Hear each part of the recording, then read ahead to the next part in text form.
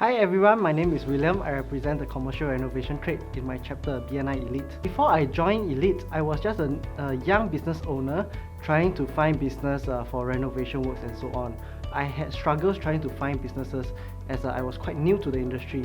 When I was invited to the chapter by Darren, our F&B consultant, I was taken aback because there were 25 to 30 fellow business owners trying to refer business to me willingly and voluntarily. So I was very taken aback that there's actually such a platform where people like to cultivate business relationships with each other, which is why I actually decided to join immediately right after my first visit. After joining BNI, during the first year, I actually 10% of my business was from BNI itself, and till date, I'm already a 6.5-year member. BNI has been part of my business, and it has garnered about 80% of my business comes from BNI itself.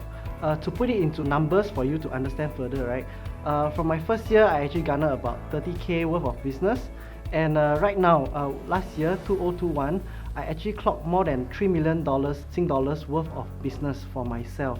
And that's all thanks to BNI and the Givers Gain mentality that all my fellow member directors have. So I will just say a big thank you to my Elite chapter, and that's all from me. Thank you.